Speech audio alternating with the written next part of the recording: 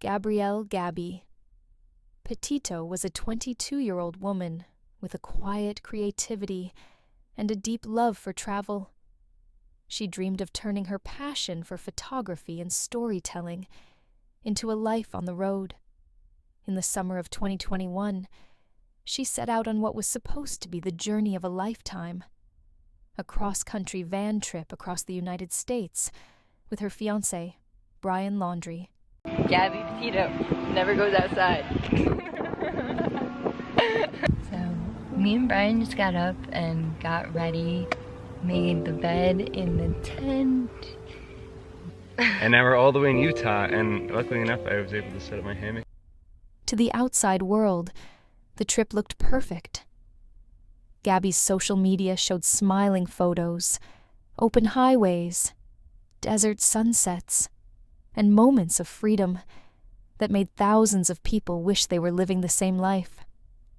The white van they traveled in became a symbol of adventure, independence, and young love.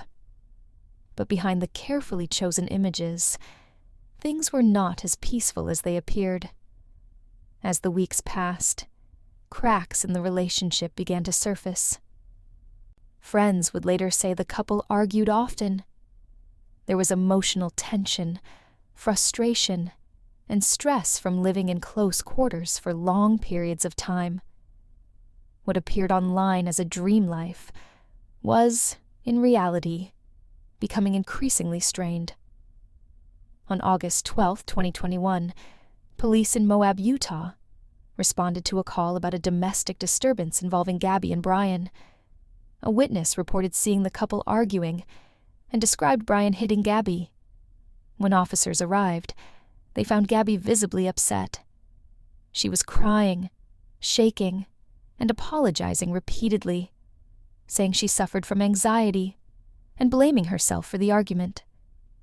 Brian, by contrast, appeared calm and composed. He spoke casually with officers, joked at times, and presented himself as cooperative. After questioning both of them, police decided not to press charges. Instead, they separated the couple for the night, allowing Brian to stay in a hotel while Gabby remained with the van. At the time, the incident seemed minor, a stressful moment between two people traveling together. But later, the body camera footage would be watched by millions, with many viewers noticing the imbalance in emotions, the fear in Gabby's voice, and the way she took responsibility for everything that had happened. I just quit my job to travel across the country, and I'm trying to start a blog. I just have a blog and stuff, so I've been building my website, so I've just been really stressed, and he doesn't really believe that I could do any of it, so that's kind of been like a, I don't know, he's like a downer. I don't know, we've just been fighting all morning, and he wouldn't let me in the car before. And then why wouldn't he let you in the car? Because he you're OCD? Told me I needed to calm down, yeah. After that encounter, Gabby's communication with her family became less frequent. Her social media activity slowed, and the tone of her messages began to change. Her last Instagram post was dated August 25th, 2021. Shortly after, her family received text messages that didn't sound like her, short, vague, and unsettling. On September 1st, 2021, Brian Laundrie returned alone to his parents' home in Florida. Driving the same white van he and Gabby had traveled in together, Gabby was not with him. Days passed without any explanation. Brian did not contact Gabby's family. He did not report her missing. He did not speak to police. When Gabby's parents repeatedly tried to reach him, they were met with silence. On September 11th, 2021, Gabby Petito was officially reported missing. The case quickly captured national attention. Social media users across the world began following every update, analyzing timelines, and sharing possible sightings. The internet became deeply involved, with thousands of people attempting to piece together Gabby's final days. One crucial breakthrough came when a couple reviewing their own travel footage realized they had unknowingly recorded Gabby's van, parked near a remote area in Wyoming. That discovery helped investigators narrow their search.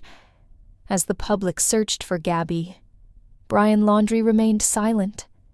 His family issued brief statements through a lawyer, urging privacy. The lack of cooperation intensified public outrage. Many questioned why someone who had traveled across the country with his fiancée would refuse to help find her. On September 17th, Brian himself was reported missing. 2 days later, on September 19, 2021, authorities found Gabby Petito's remains in Bridger-Teton National Forest in Wyoming. The last text that Gabby Petito's mom said she received from her, saying that, asking her mom if she could get in touch with Stan, who is Gabby's grandfather, that she had been getting some text and couldn't get in touch with him. She said it really struck her as odd because Gabby never called him Stan, and that's when she thought there could be some issues there. On Sunday, helicopter video captured investigators setting up a canopy tent in that area during their search. Teams on horseback were also brought in to cover more ground. The coroner ruled her death a homicide. The cause of death was determined to be strangulation. The news devastated her family and stunned the millions who had been following her story. What began as a missing person case had now become a confirmed act of violence. In October 2021, Brian Laundrie's remains were found in a Florida nature reserve. Nearby, investigators discovered a backpack and a notebook. Inside the notebook was a written confession in which Brian admitted responsibility for Gabby's death. With Brian's death, the criminal investigation effectively ended. But for many people, the story did not feel complete. Questions lingered about the police encounter in Moab, about missed warning signs, about how easily distress can be overlooked when it doesn't look dramatic or dangerous enough in the moment. Many people wondered whether a different response could have changed the outcome. Gabby's family later turned their grief into action, creating foundations to support missing persons and raise awareness about domestic violence. Her story became part of a larger conversation about emotional abuse, control, and how victims often blame themselves. Though the headlines eventually faded, the case left a lasting impact. Gabby Petito's story became a reminder that what we see online is not always the truth, and that sometimes the most important warning signs are the easiest to miss. If this story grabbed you, hit like, subscribe, and share, and never miss a truth hidden in plain sight.